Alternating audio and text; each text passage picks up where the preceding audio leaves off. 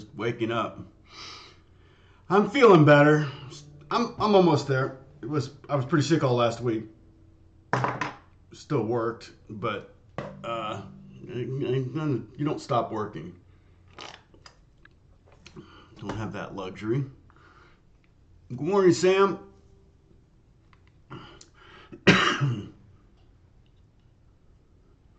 Tome is in the groove, indeed. Well, I'm getting there. I'm probably wearing the same sweatshirt, though, aren't I? It's probably been washed. I don't know. Let's see. So, yeah, we're going to continue to work on our ear a little bit. Talk about harmony.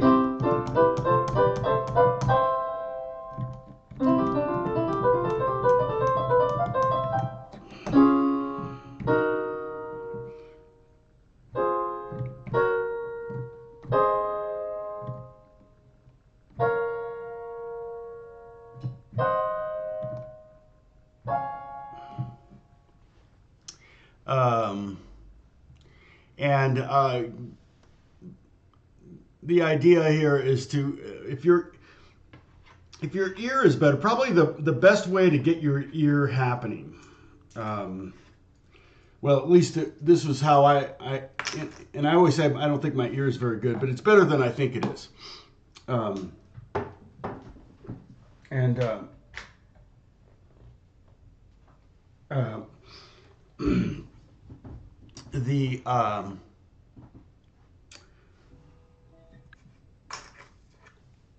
The way I got my ear pretty much happening was because I was teaching guitar lessons. And I started teaching at this store, and I would have half-hour, 30-minute students. I was 18 years old, and these kids would bring in albums. It would be this little box, 2 chairs, a record player, and a music stand. And that was pretty much all there was in my guitar. Pretty much all there was in these rooms. I remember after teaching, like, some days, there are days I could maybe teach 6 hours, but most days were like 4 hours or so. But sometimes I would go from like 2:30 to 8 o'clock. The store closed at 8 o'clock. But sometimes I would walk out with a box around my head. Like I'd be walking to my car in the parking lot and I still feel like I had this box in my head. A lot of times I would be coming out and it would be dark. I started out just teaching, I think, just Tuesdays, and I think I had 4 students because a teacher there quit. So I took over his 4 students. And I remember, let's see, I think one was Scott Houston, one was Fiona McDonald. It's crazy that I remember these names. But I had taken lessons at this store since I was 11. So the owner really liked me, and it's just a coincidence that my parents found this store because there was probably a store closer to where we live, but because it was about a 20-minute drive to get to the store at least from my parents' house. But I would have 30 minutes to basically teach a student something. And they would often bring in a record. I had one kid that tended to bring in a lot of punk rock stuff. And I didn't really know any of the bands, like Minutemen was one of them, where the songs were literally like a minute. And it was, fuzzy and sloppy and angular and power chords sometimes and sometimes not. But it was really, really good for my ear to kid would bring in a record. I'd put the record on, I'd put the record down, and I would immediately start to try to figure it out. Okay, now this is one of the things that I have since learned better. I still probably am not great at this, but it's probably better to go ahead and listen to this whole song. But if it's a 3-minute song, there goes 10% of the 30 minutes you have with the student. And so I would probably, after hearing the first couple, first chords, let's say,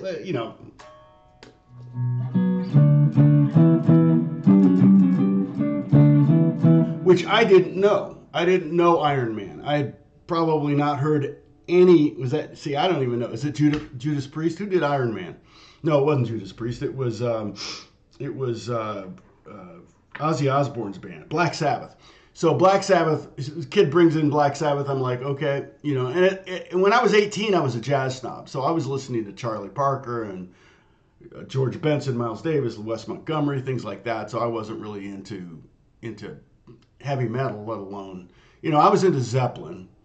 I liked Zeppelin, but basically, that for example, that riff, that alone, you know, I would have to kind of figure out, okay, well,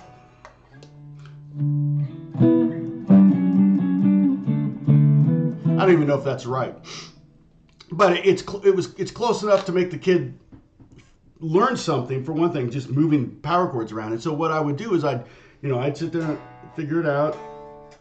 Okay.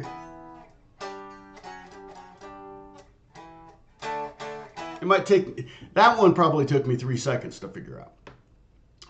But every time you do that, you get a little bit better, and especially if it's a song you hadn't. Now I'd heard Iron Man before, but I didn't really think about it. I'm sure I heard it on one of the rock stations in Indianapolis, but I heard it probably in the car at some point, or maybe at school or something. So it didn't take long to figure that out. And then the next thing, of course, is to get the kid to play it. And the other thing that I would always try to do is go, okay, well, let's talk about this song. What key are we in? Well, it could be a couple keys, but really not, because if the top of this is really that, if it's really going between basically G5 and F sharp 5, then you've got a C sharp in there. So this couldn't be in the key of E minor.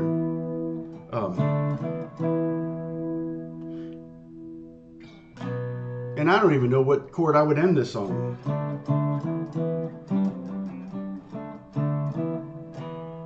I guess E minor. So you could think of it as E minor, or you could think of it as E Dorian. A lot of people think of it as a B minor song, because that would be, all the notes would be accommodated in the key of B minor, and it starts on B minor. But I always think it's more important to determine the key by what chord the song wants to end on, not what chord the song starts on, because it could start on any of the chords in the song. And so you could, you know, I could start on the 1 chord, sure. I could start on the 2 chord, or the 3 chord, or the 4 chord. So if you use that as your determining factor, you're going to be wrong sometimes. Usually, to me, it's like, what chord does it want to resolve to? So Iron Man actually is kind of a good example. I didn't intend it to be, but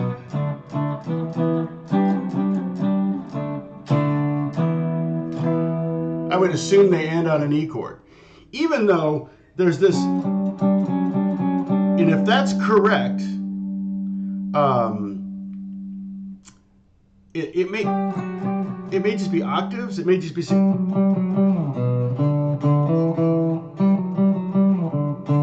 It may just be single note. I always heard it as power chords, stronger. I'm sure there's someone looking it up right now. Like, what did he actually play? But it's fine to have that C sharp in there, to be in the key of E, or wanting to end on the key of E, or end on an E chord, because it doesn't necessarily have to be E minor. It could be E Dorian, which is a mode of E minor. So E minor would be E, F sharp, G, A, B, C, D, E.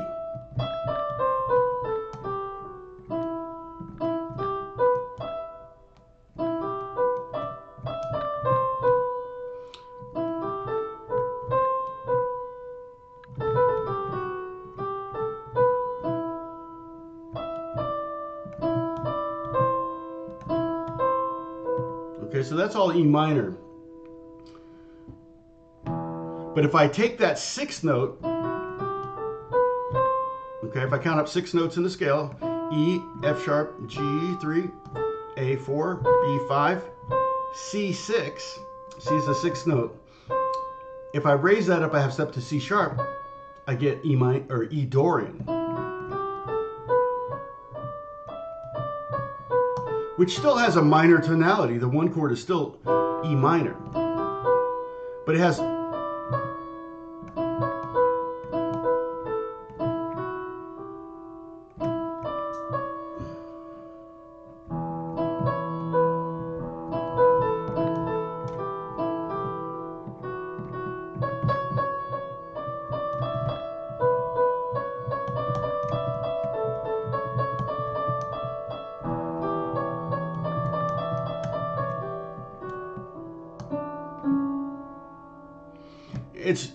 Dorian's beautiful, and it's really handy scale, and we use it all the time. But that could be the key that Iron Man is in ultimately, and that's why it wants to end on an E power chord. All right, so you can. I'm in the middle of working. In fact, as soon as we're done here, I got to get back to work on a podcast that I'm writing music for called The Exorcist Files. I didn't do season 1, but I'm doing season 2. And so you can pull it up on any podcast thing. It's called The Exorcist Files, and it's pretty great. Oh, subs are up another 1K. Cool. I don't even pay attention. So, I think somebody recommended me or something. I noticed my numbers were up a little bit. Let's see if it's still up. Boop, boop, boop. Oh yeah, 127, 231, or 234. Analytics, let's look at this. I mean, usually I'm in around 5,000 streams, views in 48 hours. Now it's 6,100. So somebody, yeah, it's up a little bit. Everything's up a little bit. And it's weird because I didn't stream for 2 weeks in a row, so I was 3 weeks off. Now I am going to... maybe this week I'm going to work on a video. I got to get the music done for the Exorcist Files first, and then I will shoot a new video. I'm conceptualizing it. I'm trying to decide if I think I'll speak at the beginning and maybe at the end, and then I'll do the voiceover thing again. So I kind of like the way the voiceover thing worked. It was kind of cool, and that way I could go with like a one camera shoot and get a really good shot and try to get the best sound quality I can get. So I don't know if it's a better quality sound, but okay. But let's go back to the key of C. Now the key of C. Funny thing there, if we go to the E chord, we do a E scale using the notes in C scale, we get an E Phrygian, which is another minor scale. So there's 3 basic minor scales that happen naturally in the modes. That's, in this case, E minor, E Dorian, both of which we've talked about, and E Phrygian, which is the one that occurs naturally in the key of C. If we just play the C scale, okay, but we start on E,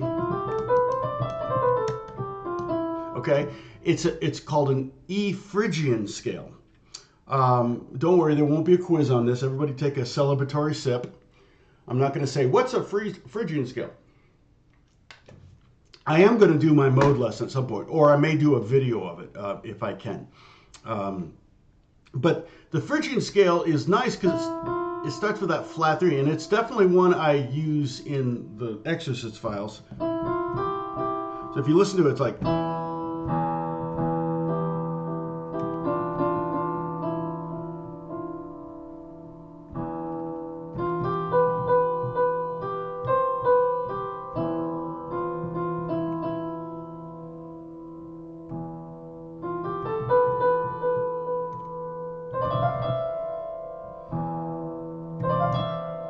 It's got a great kind of haunting sound. It's a little bit more exotic sounding than a standard,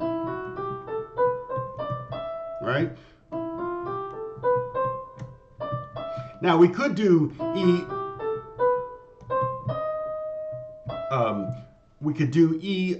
harmonic minor, but harmonic minors don't naturally occur in a basic diatonic setting. Okay. Now, let's get back to the key. Okay, we're in the key of C, and we're going to go over the harmony in the key of C, and we're going to go over the chords in the key of C. So, kind of the same thing. But basically, we have C, D, E, F, G, A, B, C. And if I take every other note, C, E, G, I create a C major triad. If I go to the next note, D, and do the same thing, every other note, I get D, F, A, okay? And then if I go to the next note, I get E, G, B, and so on and so forth. Okay, so what I'm going to do is I'm going to add a little text here. There we go. And I'm going to just write out C, E, G, D, F, A, E, G, B, F, A, C, G, B, D, A, C, E, and the last one, B, D, F, okay? And basically, these are the triads in the key of C, right? Oh, I missed one.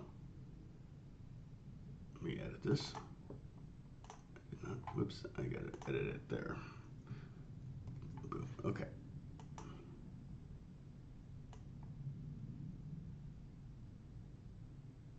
Yep, exactly. The first one, the fourth one, and the fifth one are major. The second, third, and sixth are minor, and the last one is diminished. Now,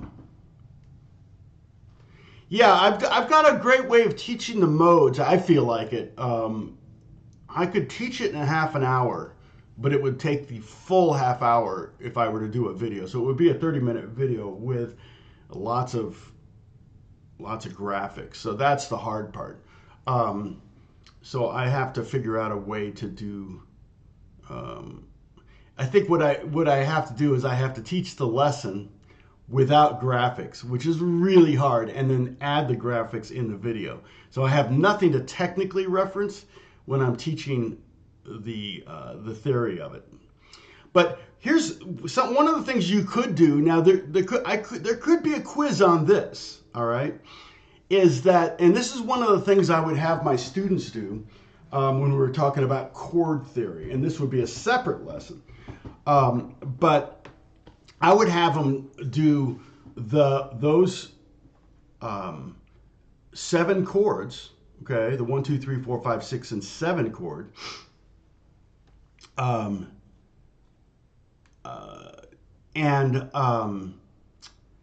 I would have the students do them in not only in all 12 keys, okay.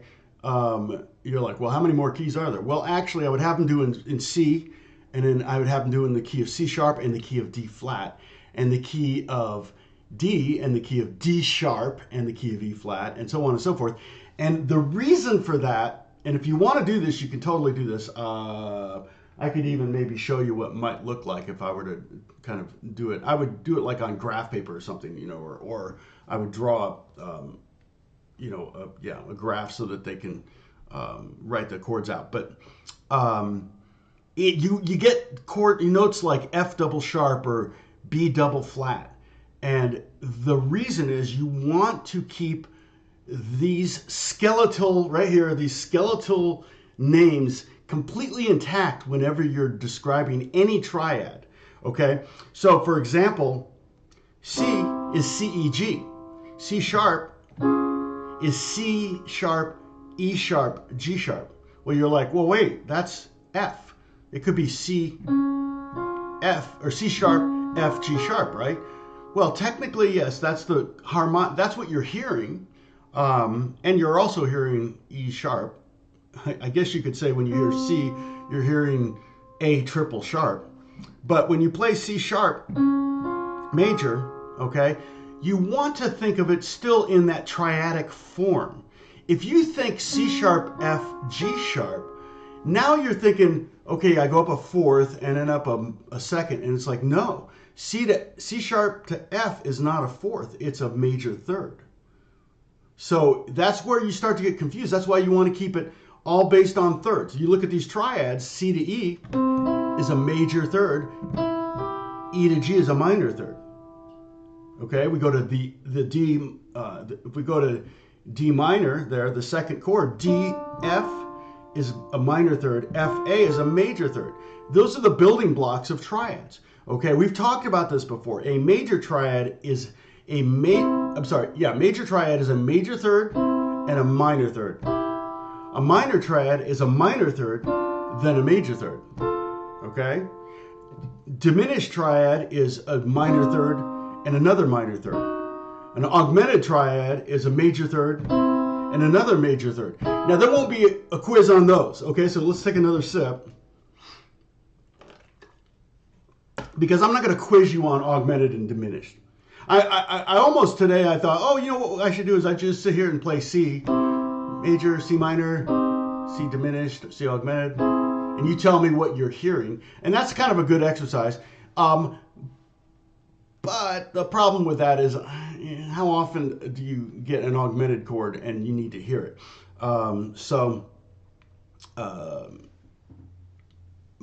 Dr. Christopher Bellox. Thank you, Charlie. I appreciate that.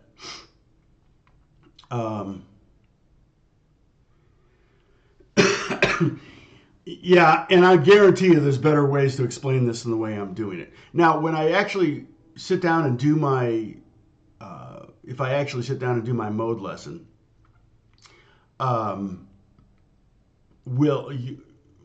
goal would be for you to understand all the modes in C, how to analyze it, or we would analyze them so that you know the formulas for them, and then you know how to make all those same modes starting on a C note.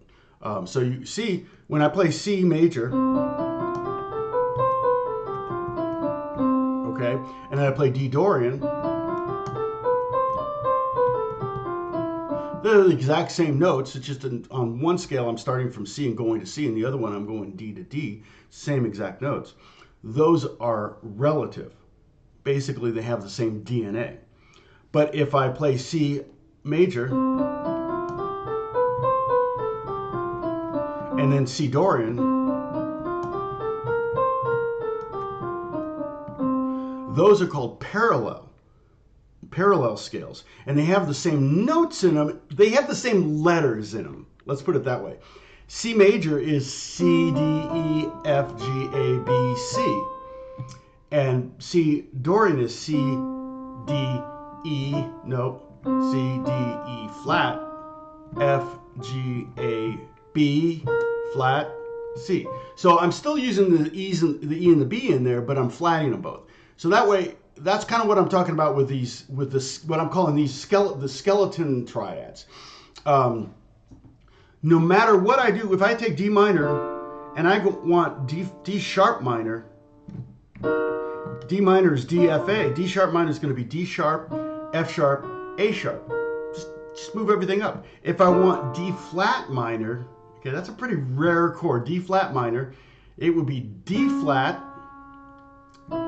F flat, and A flat. And you're like, well, isn't F flat E? Well, okay, so if I call that E, then I have D flat, E, A flat. And it's like, okay, now we're back to that same problem where when I'm describing it in those terms, it sounds like I'm talking about a second D flat to E. That's a second, right? No, it's a minor third. It's really F flat. And then E to A flat sounds like a fourth. EA. EA is a fourth. No, E to A flat. So that's why you want to call it F flat. It seems weird, but I call them the skeletons. So no matter what kind of D chord, D triad you're talking about, it's still going to say DFA in it. It may be D flat, F flat, A flat. It may be D flat, F flat, A double flat if we're talking about a D flat diminished chord. Okay? So, but it'll still have a DFA in it. The DNA will be DFA. Okay? You can quote me on that. All right. Hopefully that makes some sense. Yes, I have a lot of live videos because I started back when COVID hit. I started doing daily live. I think I did, what was it, 61 days in a row? That was crazy. I was back there recently watching a part of one of those videos. I can't remember why. I was like, holy cow. I think the first video I started with a mask on. Just being snarky.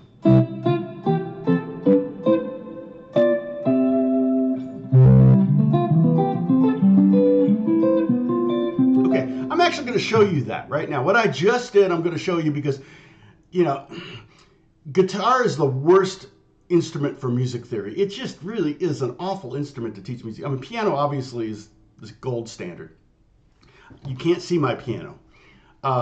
So I have to use the guitar sometimes to explain things. But what I want to do is I want to show you one of my favorite ways to play triads. And what we're going to do is we're going to play the triads. We're going to break them up. So instead of playing C, E, G, like the notes in order, which we totally could. I'm going to go here. Wouldn't be a bad way, you know, thing to learn, obviously.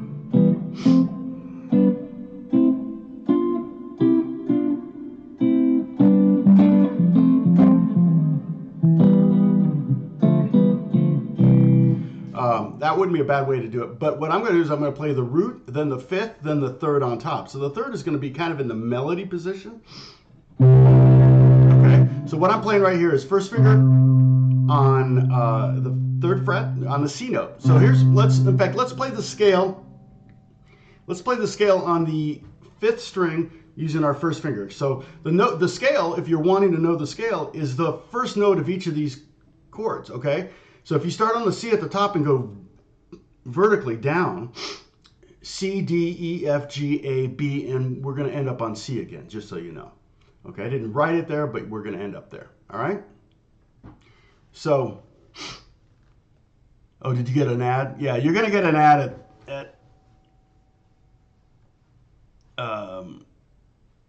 you're going to get an ad every 30 minutes, I think. So, yes. Well, and Charlie, here's the main, really one of the main reasons you would do that. You're right. It's totally easier to read. In fact, I hate it that sometimes, like in finale, we'll do a song that's in, like, whoever did the chart will say the key of G flat. And so, okay, so G flat, G flat, C flat, and D flat. Well, it writes the C flat chord as B. So you're reading this chart and it says G flat, E flat minor, maybe D flat, and it says B, and you're like, oh no, here, your brain just wants to go to that third chord. It makes, when I see B, I see in the key of G flat, a B chord should be the third chord, right? So it defaults to writing a B, and you can't change that. It's like, drives me crazy. It's very idiotic.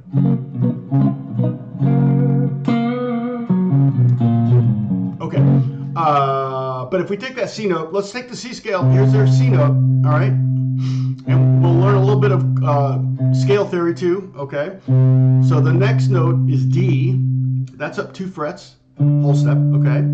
The next note is another whole step up, E. Then F is 1 fret up, so a half step. There's F. We're using our first finger for every one of these notes. Go up 2 more frets, whole step to G, whole step to A, whole step to B, and C. And if you're playing acoustic, you might have to do this. All right.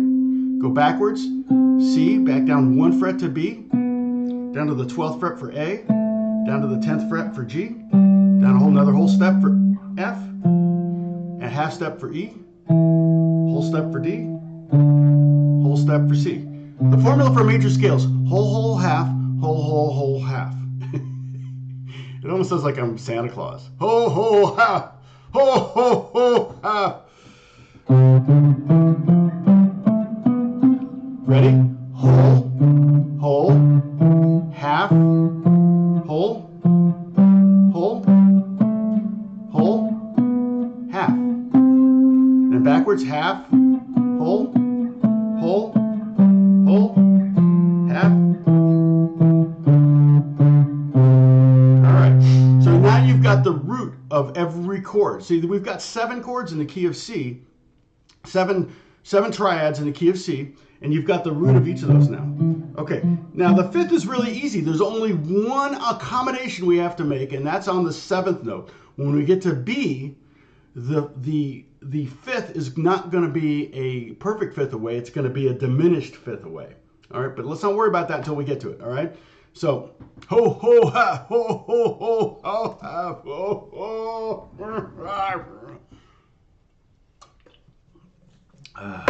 All right, so basically we're going to make a power chord. That's all we're making.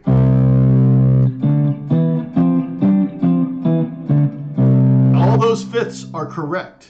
Okay, if I were to tell you what note this is a G. Then we go to A, B, C, D, E, F. That's the only time where we're going to have a different shape up here. So let's go again. Some good power chord shapes. If you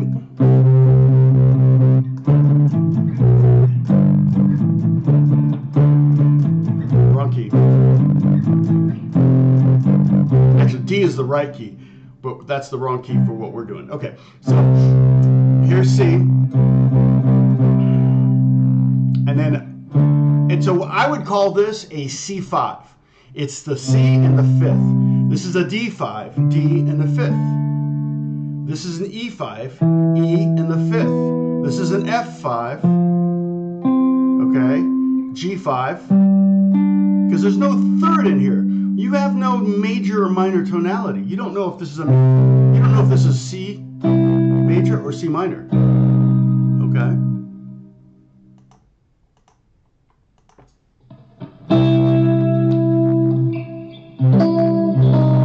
Could be C minor. It's too loud, isn't it?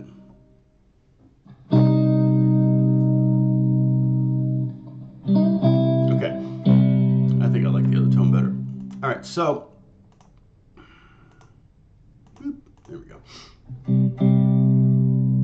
All right, so let's make these power chords, and let's get up to the 12th fret, which would be A. Okay, we have C and its fifth, D and its fifth, E and its fifth, F and its fifth, G and A.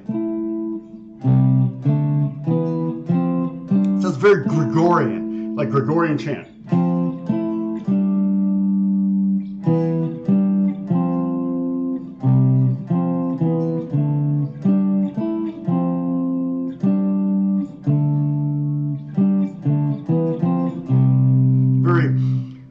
Very square sounding, it sounds cool. I like it. Power and rock songs are almost exclusively built on roots and fifths. Happy Monday, AJ. Okay, but we get up to that A, and we still have the fifth thing going on, right? We have the A, and up here the fifth would be E. The next chord we're gonna go ahead and go B, which is at the 14th fret, and we're going to hit that F, which is at the 15th fret. So it's the first time we're actually flatting that fifth, right? I could flat all of them. I could play all those with minor or diminished fifths. But the only one that occurs naturally is this B diminished here, okay? This diminished fifth right here on the B note. Hey, Ken Sherlock, what's going on? Are we getting a lot of people in here? Not bad. So we peaked at so far 26, 27. Oh, we're at 27 right now. Okay, never mind. Everybody's starting to show up. People that have the bell on. Okay, and then the last one is going to be the C again. So we have C and a G.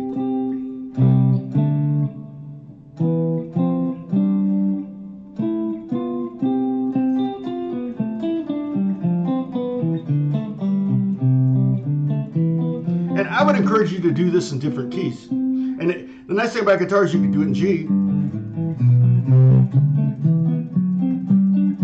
It's the same shapes that you did in C, but just down a string.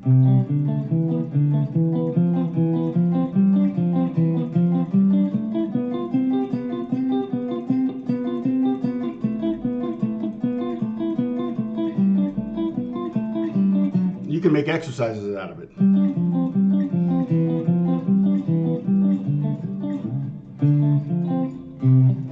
As hard as you want. All right, All right, so there now we have the root and the fifth. Now we want to add the third. So what I've done is it's still a triad. In fact, it's even technically a root inversion triad because the root's on the bottom. But now I'm going to put the third is going to appear on the second string. So we're going to skip a string, and we're going to take that third. If we'd played C this way, the triad this way, so third fret, second fret open, right? Like you play a C chord, and we took that E note and went up an octave, it would be right here. So we end up with this, and this is a great shape. So what I'm playing is first finger on the third fret of the fifth string, the C note. I'm feeling better, but I still got some phlegm, on my vocal tubes and stuff like that. I felt pretty crappy last week. I haven't had a fever in years, and my temperature typically runs around 97.1 or something, and I hit 98 last week, and I felt like I had a fever, and I went, technically I'm not 98.6, but yeah, I don't know. Maybe I'm part lizard. Okay, so we have first finger on the third fret of the fifth string, third finger on the fifth fret of the fourth string, and then pinky right on the same fret. And that gives us our major triad shape. Okay? Now, in the key of C, we have three major triads. We have C, F, and G. So if I take this note up to F, there's our other major triad. If I go up to G, there's our other major triad. So you can just play the 1, 4, 5.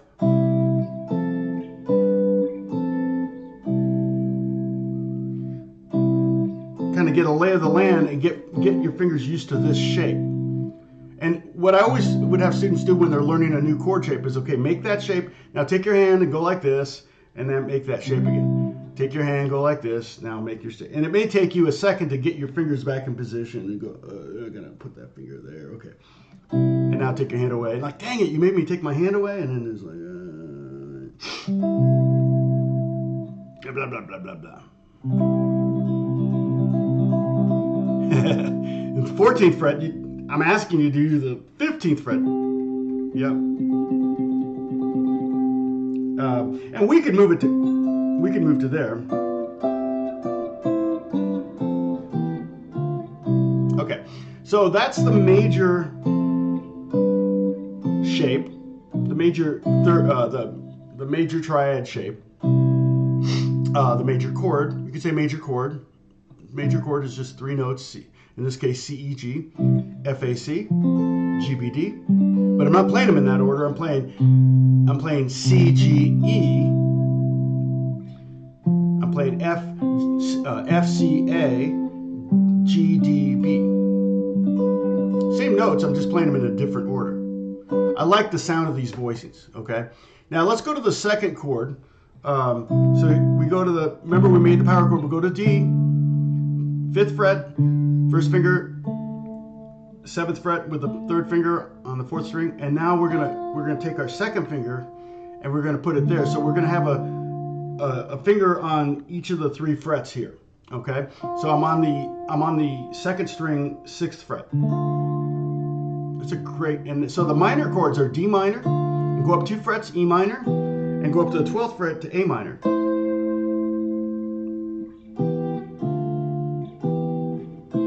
And those are our 3 minor triads.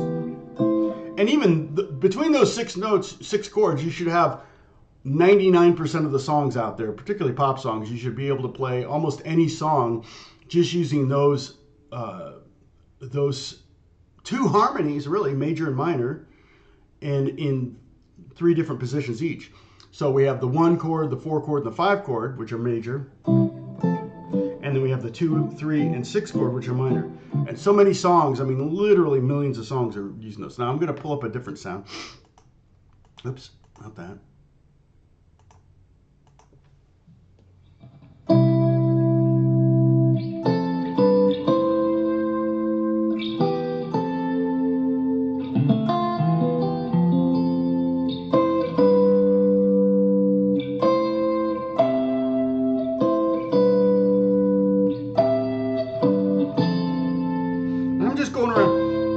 kind of randomly going around the triads.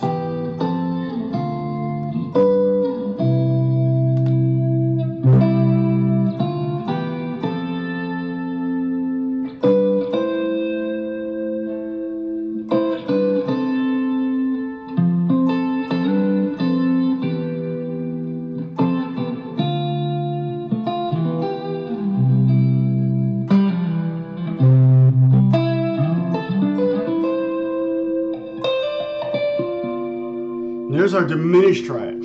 So the last one we could also do down here. Let me show it to you down there. And then basically the way I'm fingering it is I'm kind of like play the C and just bring these two fingers down, kind of like squish your hand together. Okay, this finger here, I'm not going to isolate it.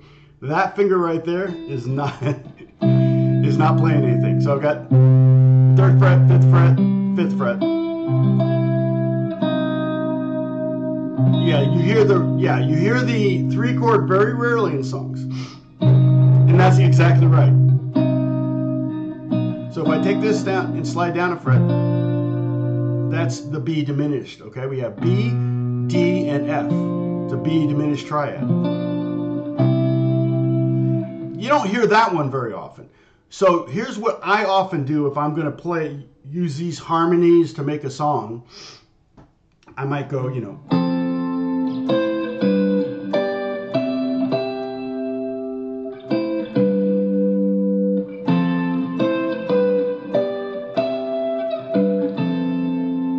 so what I'm doing there, instead of playing, and again, it's easier on electric than it would be on acoustic, but instead of playing a B diminished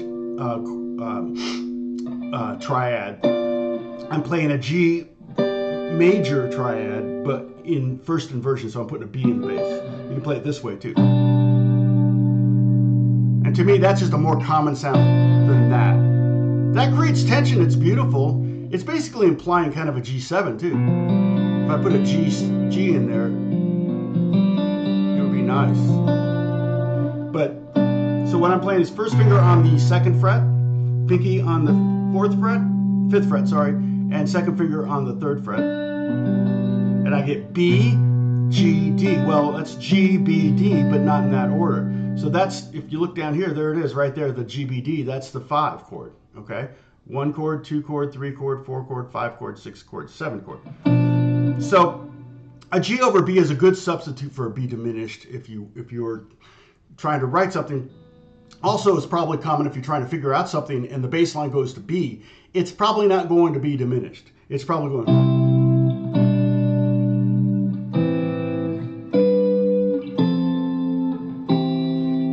And you brought up the point. Who brought up the point about the minor 2 chord? Where was that? Oh yeah, Robin. Robin brought up the point that the minor 2 chord is you don't hear it very often, and it's because oftentimes writers will substitute the first inversion root chord because that creates a nice strong C over E to F is a nice kind of almost like a 5-1 cadence in the key of F, but it's a nice strong leading and resolution. If I were to go to E minor, I think that leads very nicely as well. It's just more unexpected.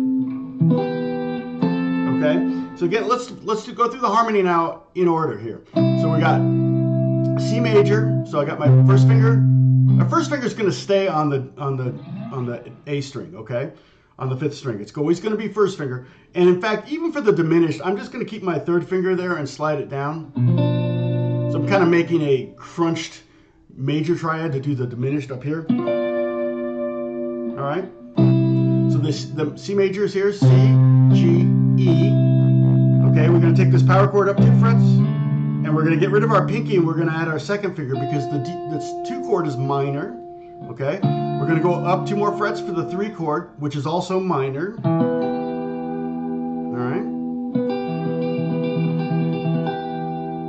All right, and then we're going to go up 1 fret and go back to major. Now the Beatles might go to minor on the 4 chord, right? That's a beautiful chord, and that resolves back to 1. And that's kind of a neighboring harmony. Okay, and then But now we're on the 4 chord, which is major. And if we're paying attention, we know the 5 chord is major, so we're just going to go up 2 frets, and we get the 5 chord. Go up 2 more frets, but make it minor. We get the 6 chord, A minor. Okay, we scrunch our chord up here, and we go 14, 15, and 15, all on the same strings, okay? 5th string, 4th string, and 2nd string. And then finish off with a C. We could do it down here. 2, 3, 3 to 3, 5, 5. Okay? 1, 2, 3, 4, 5, 6, 7, 1.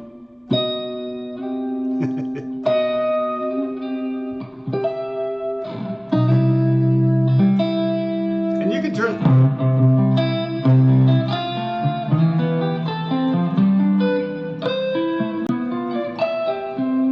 You can do all sorts of kind of cool things with it. I really like the sound. I'll use it, you know, like for swells and stuff. I like the sound of it.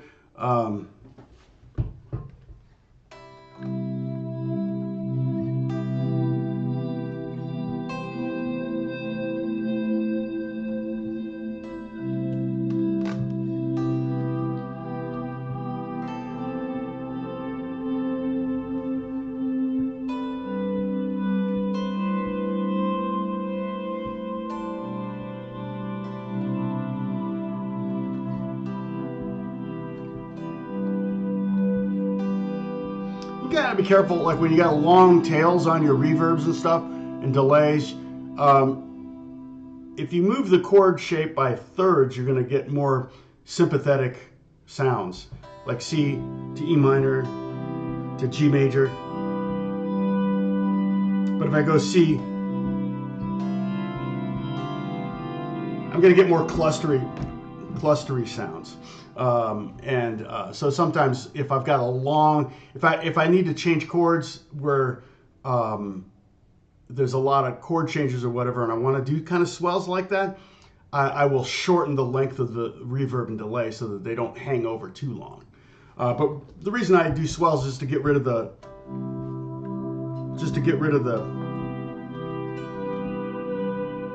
sound of the pluck, so it doesn't sound like a guitar necessarily.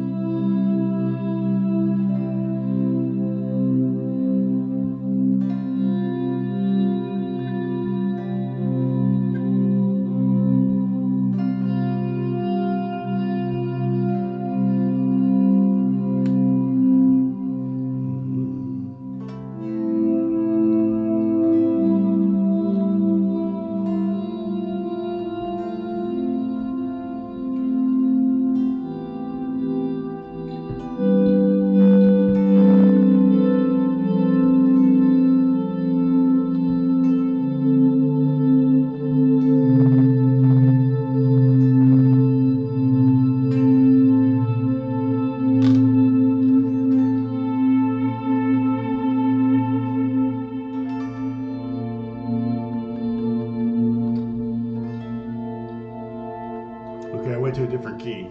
Anyway. Sounds like a Space Odyssey. Yeah, it could be. Yeah, I'm using a volume pedal to do the swells. It's a great way to get rid of that pick sound.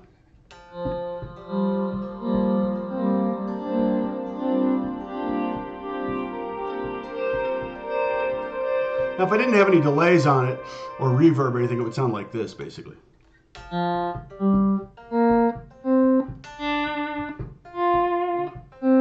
could use your volume knob that way as well. You know, it's kind of one of those things where I use the volume pedal so much, People ask, well, if you could only have one pedal, what would it be? And they're always kind of freaked out when I say, oh, volume pedal. If I could only have one pedal, it'd be a volume pedal. Yeah, kind of Interstellar. Yeah, definitely. I think if I were doing Interstellar thing, I might try to do like see, he liked D minor, didn't he? I tried to find something where it was in time, like I did something. Let's see, we got half note. I might do like a kind of a dotted feel. So I might go to like a.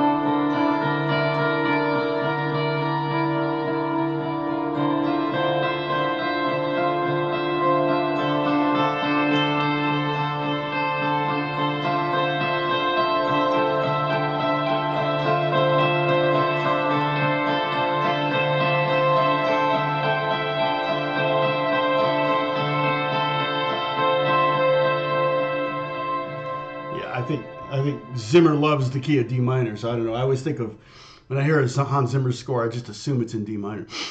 Oh, you know what? Yeah, the Lee or whatever, however you say that. I don't even know how to say it. Yeah, those are bulletproof. Those are freaking bullet. Actually, I used to like for a long time. Industry standard volume pedal was the Ernie Ball. But the Ernie Ball pedal, the way it works is it's like a volume pot, and the pedal rocks back and forth, and it's tied to the volume pot with a string. And I'll be darned if those strings just wouldn't break, and they'd be like, "Oh, we'll fix it for free," but you have to ship it to them, and then you don't have a volume pedal. And so, let's see, I can show you one I'm using. I have to mute so I don't make a big pop. I gotta remember where things plugged in here. But the one I'm using, it's big, but this thing is freaking bulletproof, and it's the Boss. Can you see that F? I'll put a link, an Amazon link, which I'll get a percentage of. So if you buy it, no batteries, nothing. It's got a tuner out, or it has an expression. So you can use this as an expression pedal. It has a volume on it though too. Oh, tuner out over here, minimum volume. I don't really use that. I guess I could use that. I'm not sure how much that affects the sound of it. I like this. I like the slope on it. Some volume pedals have a straight arc. Some of them have kind of a slope to it or a curve to it. So I'm just used to it now. It takes a minute to get used to a new volume pedal. And I got the baby, but I wouldn't recommend the Ernie Ball. Let me see what we got here. Let me go to Amazon and find this one, okay? And then if you want to, like I said, it's a great one. I mean, for a pedal board, this is really big. So if you're putting together a pedal board, you might want a smaller one. What did I say? FV500. Boss. FV 500, what? H? Okay. Oh, low impedance, I don't know what that is. Okay, high impedance. Oh, high impedance is guitar, yeah. Okay, so, yeah, they don't really change the price of them. I think they have a smaller one here too, but this is the one I'm using. I like it. Again, if you is it full disclosure here? If you click on this, I may make, I don't know, $3 or $4 on it if you buy this from this link. But if you buy this and then keep the link, just bookmark the link and do all your Christmas shopping, I get a percentage, 1 or 2, 3, 4%, I'm not sure, of all your shopping. I can click on my, I think right now in my Amazon affiliate program, last I looked, it was $2 I had coming to me. They don't usually make a deposit until it gets to, I think I have it set to $15 or something. So occasionally I've gotten a couple $100 deposits though in my, from Amazon, which is kind of cool. All right. Let's hope I put this in right. Okay. Boop-a-doop. So, but yeah, that's my kind of go-to volume pedal. I did buy a smaller something for a pedal board. I can't remember what that is. It makes some decent ones. And Lely, I think it's they're definitely like that's. Let me see if they have that one. See how much that one goes for. Is it? Oh, oops. Oh, no.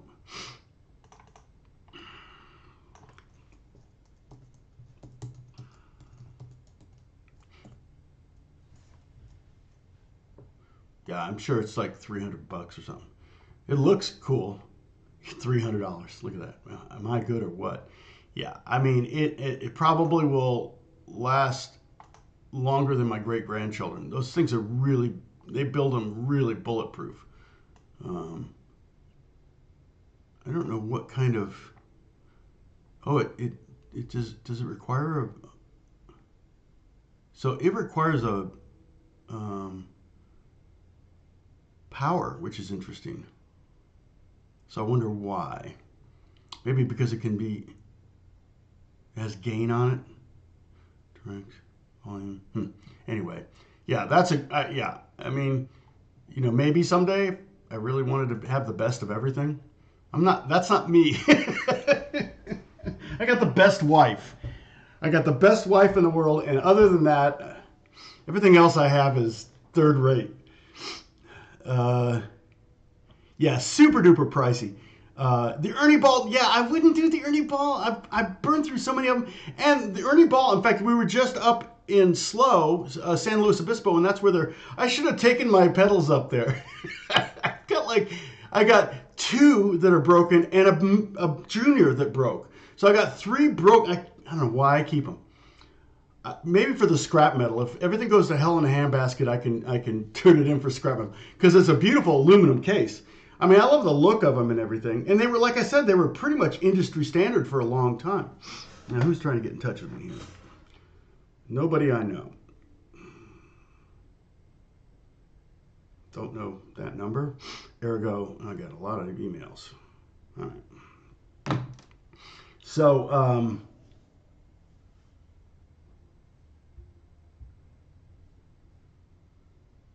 yeah. Yeah. So I would do now. It is a little bit. It's a little bit wider than the Crybaby. Okay. I'm talking about the Boss one. And maybe a little bit longer, but not much. I mean, I've got a Crybaby. Actually, I had a modded Crybaby and it broke.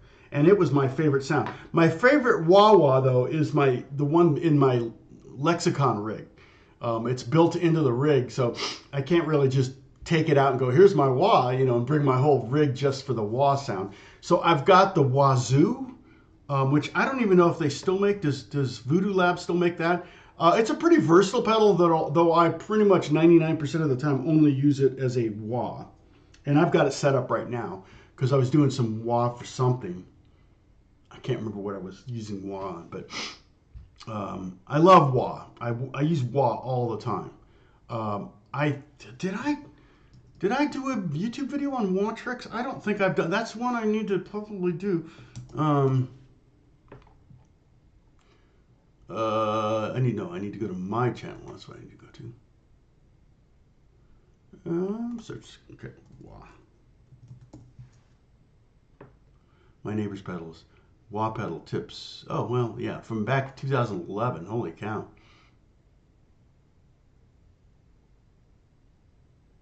So, yeah. I'll probably redo this lesson. That would be a good one to redo as far as some of my old lessons. You know, people aren't going to watch these. Well, let's look at the analytics. Let's see if anybody's watched it in the last 48 hours. Nope. Let's see. Not even a view in the last 28. So that's one of those videos I could redo and take down. I mean, it's so green. I'd use my, you know, I'm sure it's awful.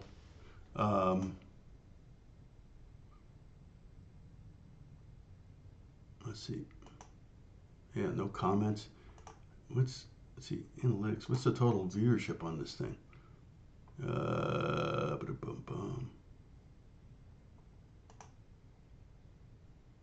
Lifetime.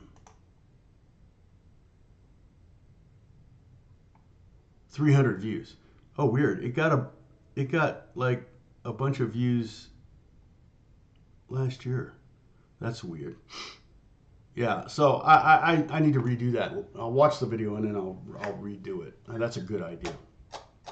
But yeah, I use wah a lot for lots of different things.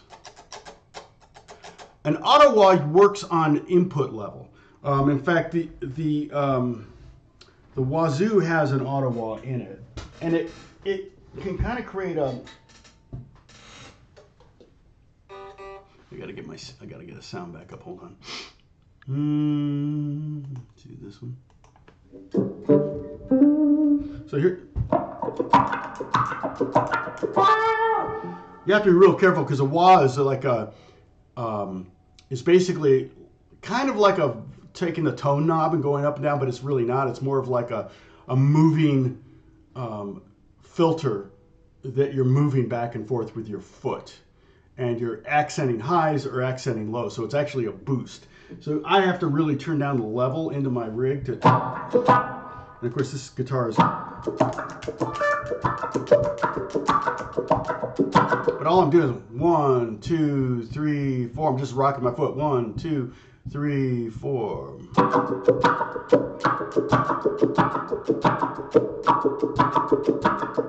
So without even any chords, it sounds cool. But if I do like,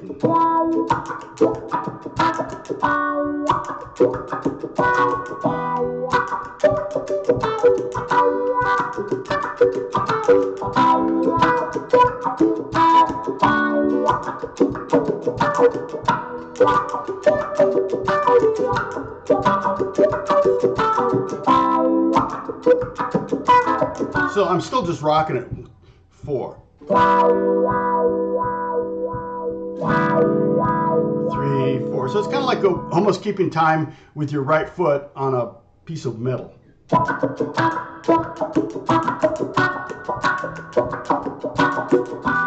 Okay, but I will also use it for like kind of a oscillating kind of thing, like a.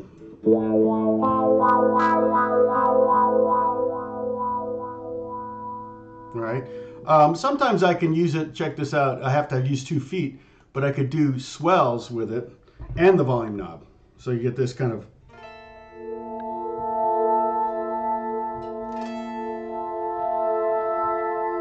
Now Alex bought me for my birthday one year a vintage, was it a vintage Vox wah, and it has a button on it where you can turn on it can be a wah or a volume or both. And that's how,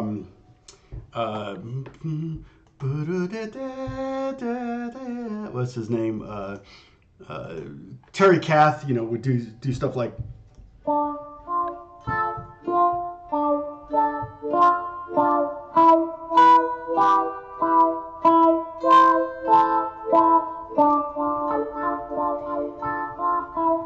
Where it'd be volume and wah at the same time, which is really cool. It's hard to do with 2 feet, but the auto wah, and this one has an auto wah. I just don't know where it is. Here, is this it?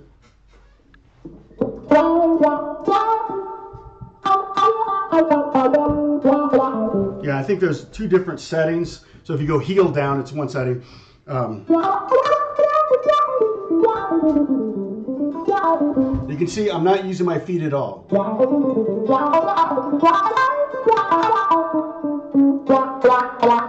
So the harder I hit, the more wah I get. It's based on input volume, okay? Let me see if I can find the wazoo. It was developed by my friend James Santiago, who's a phenomenal guitar player. But he's also developed all sorts of things, including Sparkle Drive, which is my always-on pedal. And let's see if they have Voodoo Lab Wazoo. I don't know if it's still in production. Oh, come on. Wow, I entered into the search window. Dang it.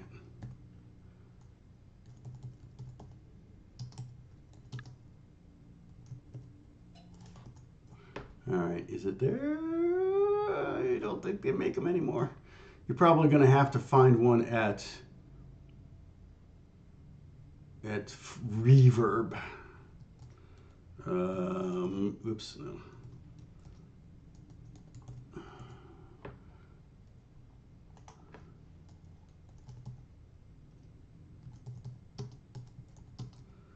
It's called Wazoo, I think. Ah. You can find them used for $125, it says. Yeah, $135, $130. They're not expensive. I guess people didn't like them. And oh, there's a new one here for $279, which I think was list. Someday it'll be one of those ones that like people will probably go, oh man, now they're up to $800. It's because I think it's actually a really versatile wah. It also has like a sequence wah.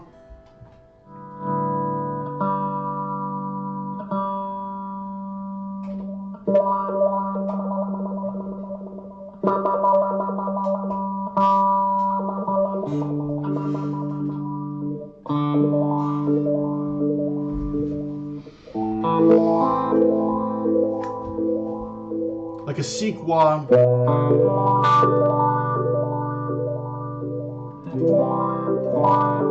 I don't know how long I'd use that, but or how much I would use that. Like I said, I pretty much just use wah.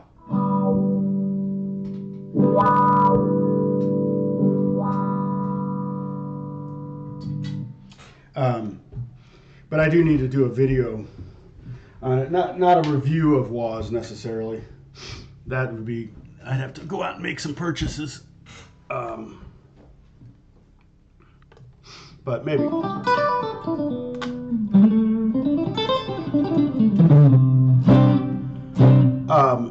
Is it Make Me Smile? You are the love of my life.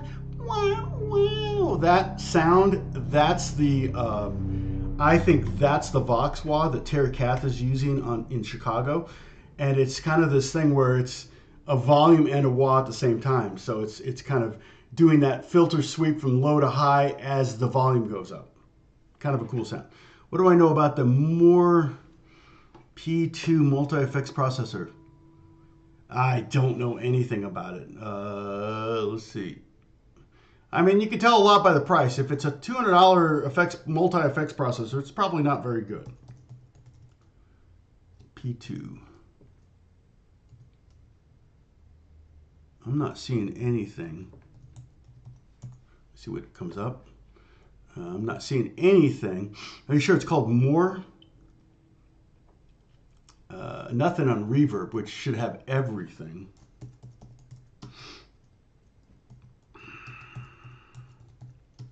I'm not a very good source for gear reviews, okay? P2 multi-effects. Oh, well. Oh, Moore. Oh, Moore. Did I read that wrong? It's M-M-O-E. M-M. I'm sorry. M-O-O-E-R. Hey, Sham, what's going on?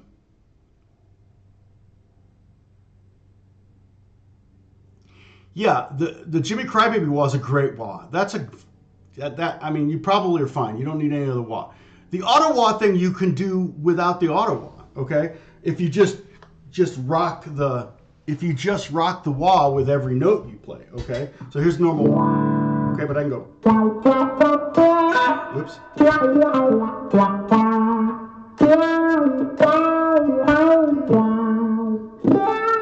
I mean, sometimes when I'm playing like a rock thing, okay, hold on, I'm gonna have to turn down the level here, but if I'm doing like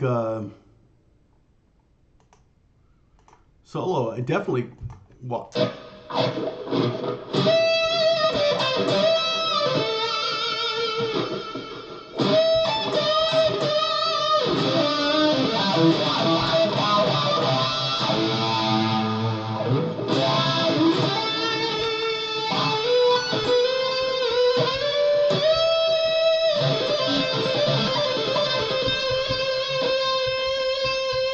Hardly hear any difference.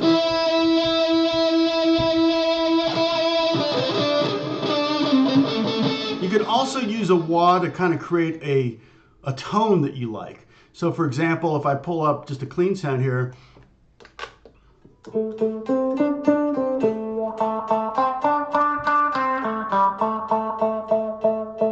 can find a tone that you're like, okay, that's kind of cool. They actually make wah pedals that are just a knob, so you can move it to where you want that tone. I forget what that's called. But like you could do it for a rock thing. Like for example, if I go with like a rock, a lot of times you can kind of get that,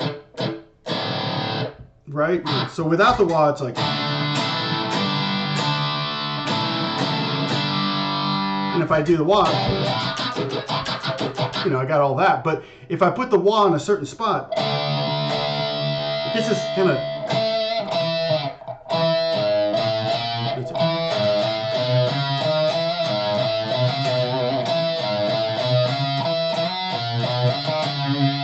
now that's not how he got that sound, but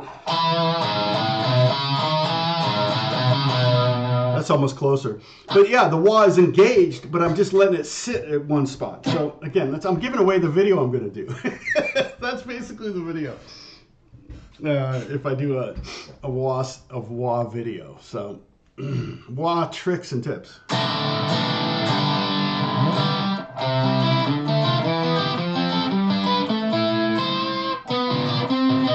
Practice your triads. Sorry I don't have any diagrams for you. Hopefully you can kind of remember it. In fact, if you just remember the theory behind this, creating a major scale, and then doing, play the C scale, but starting on G on this string, then you'll get all your fifths. And then if you play the C scale starting on E on this string, you'll get all your thirds. It just totally lines up that way. Oh, I don't have to engage.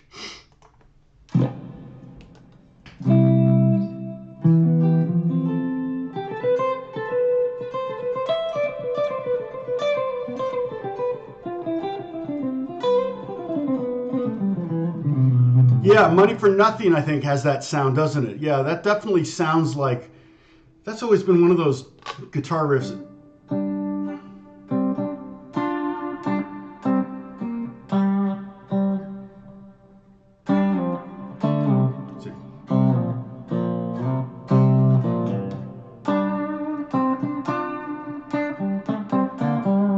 Remember, he plays with his fingers too, so part of that sound for that song is like his hand.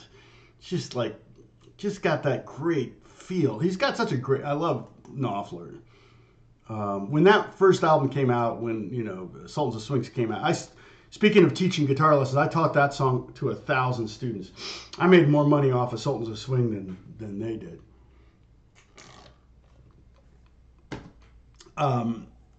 Fair use though, so. Yeah, the Moore P2. Let's see what we got here. What I would do is I would pull it up on someplace like, maybe Sweetwater. Let's check and see what Sweetwater, if they have it.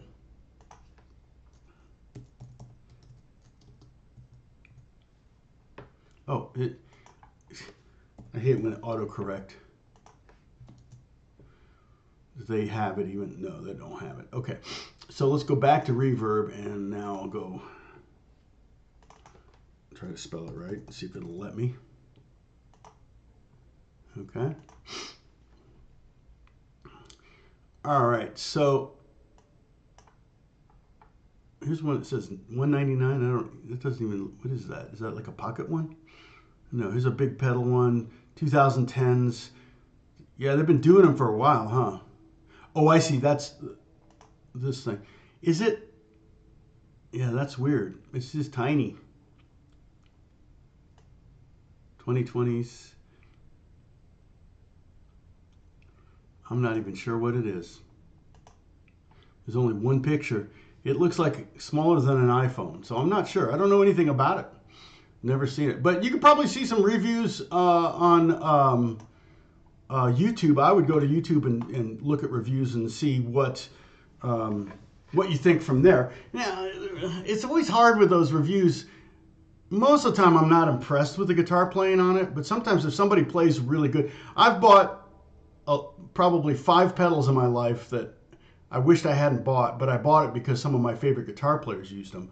And I'm like, they got great sounds out of it, but I couldn't get great sounds out of it. My friend Buddy Miller, he had,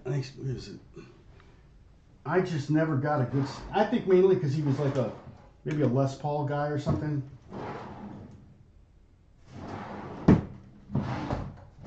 Gosh. No, here it is. Oh, here it is. Yeah. It's so far back in the pedal drawer that tells you. But I bought this because I saw it on several pedal boards, Full Drive 2 by Full Tone. I saw it on so many pedal boards, and I'm like, man, that's such a great sounding. You know, it's like, yeah, it's the engine, not the arrows, and so.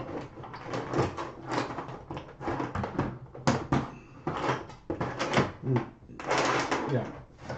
So I just couldn't. I think mainly because the players I was seeing using it were mainly using humbuckers, and I'm mainly a single coil guy.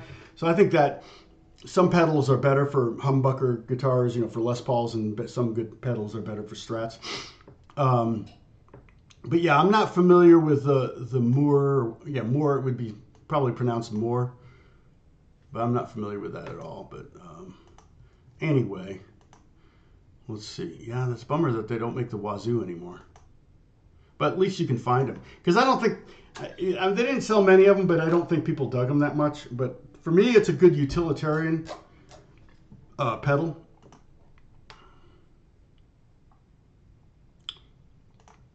Here we go. All right. Hey, Kevin, what's going on? Oh, EBOs are great. Yeah. Yep, my EBO is always sitting here. Right here, boom, there's my EBO. I use it all the time. Oh,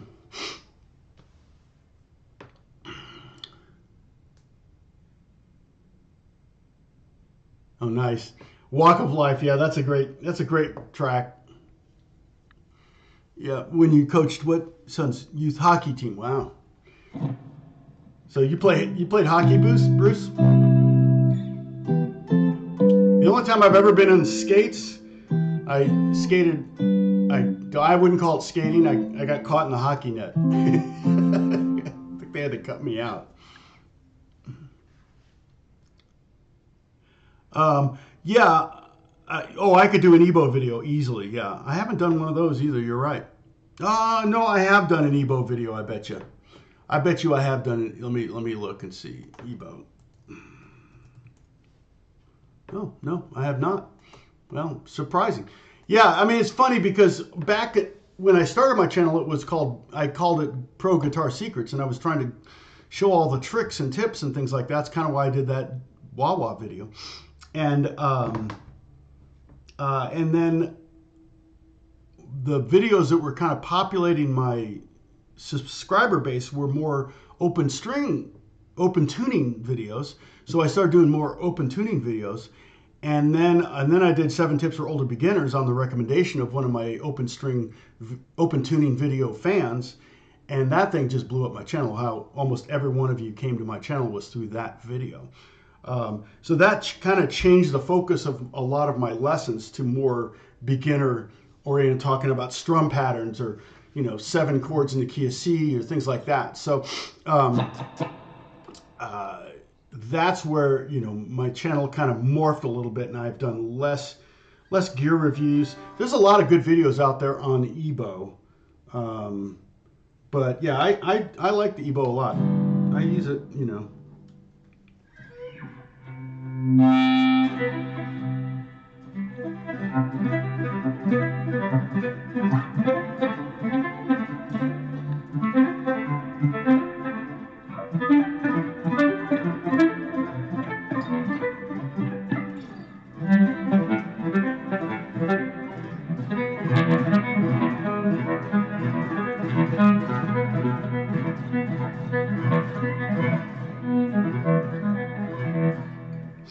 Yeah, I probably learned all my EBO tricks from the guy that invented it at the NAMM show, because he would always be at the NAMM show sitting in his own booth by himself doing his EBO tricks, and I just watch him and go, oh, it does that too?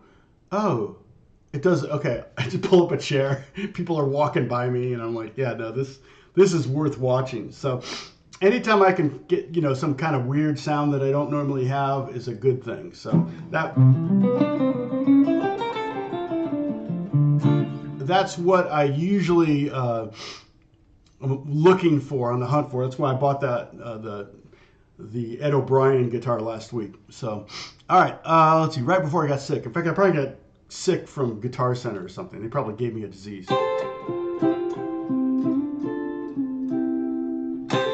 Yeah, you do actually. I'm sure somebody has put together a compilation of EBO like songs, or put together a list of EBO songs. Also, just so you know, like, again, sorry if you're on acoustic guitar, this is problematic, but this shape here is also up an octave here, and all of those harmonies, I can't do the last chord.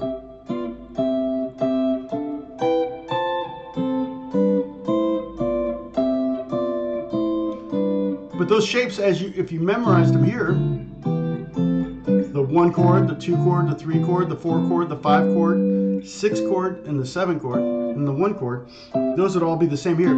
Or I could do it in the key of F.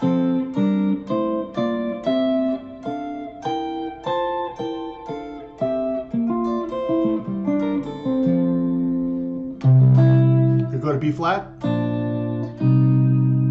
So it's the same shapes that I used on.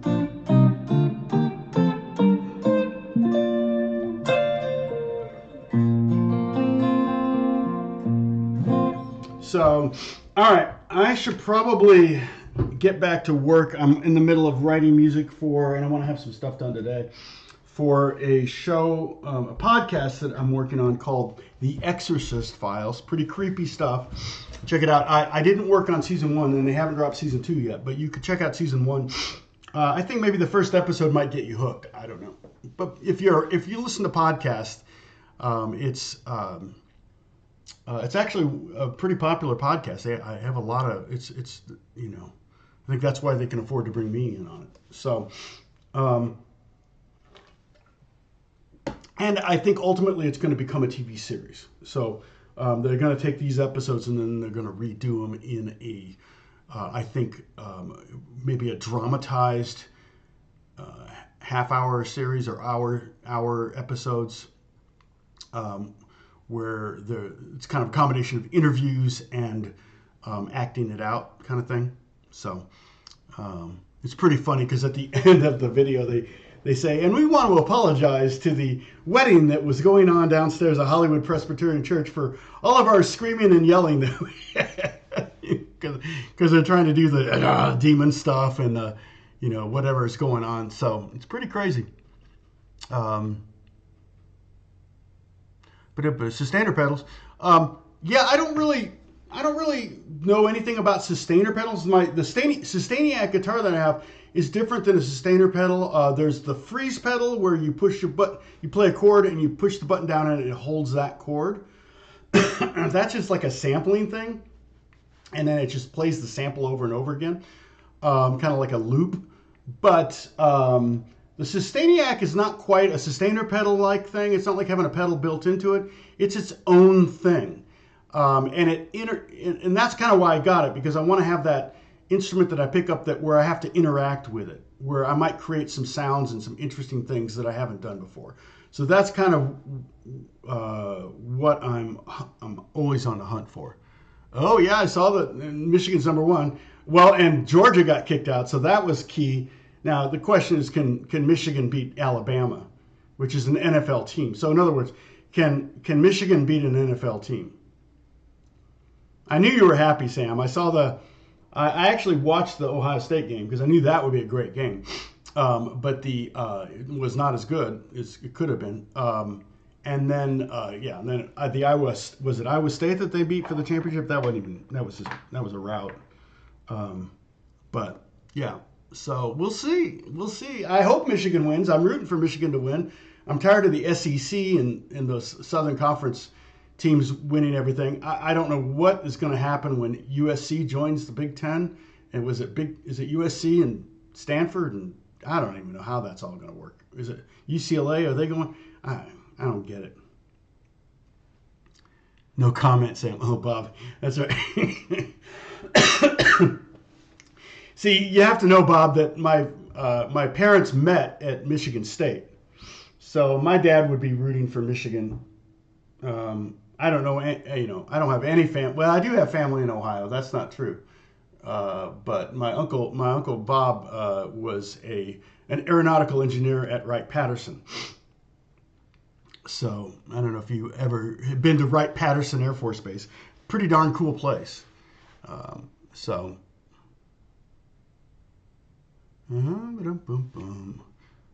Hey, Wednesday.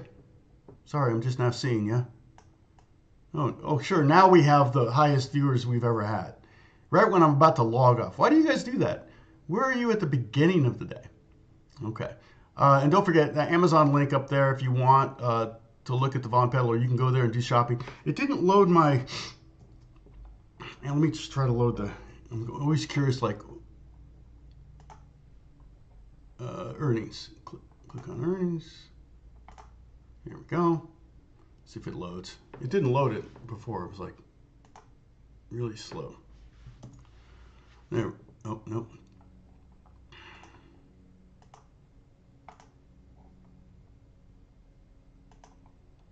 I'll let it load. It's going to take a minute.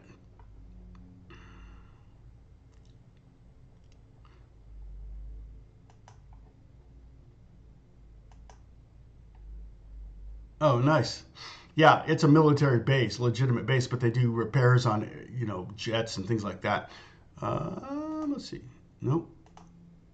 Yeah, it's not loading it for some reason.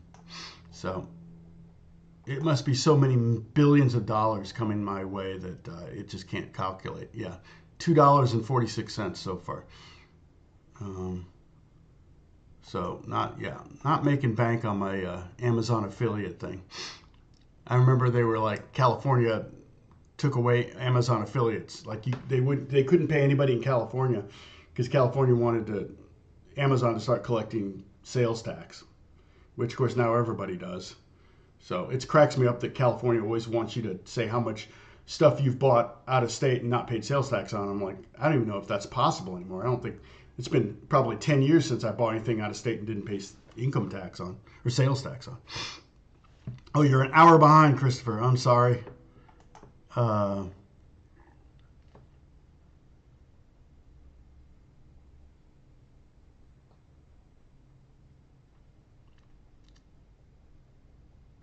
Yeah, work on your harmony. And if you have a piano too, that's a great tool to start to see, harmony.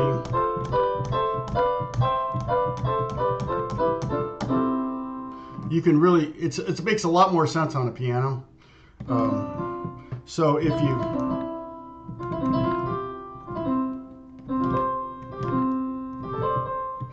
Okay, anyway, I should get going. I got to get to work. So I could hang out with you guys all day, but I just can't. I got to do my job.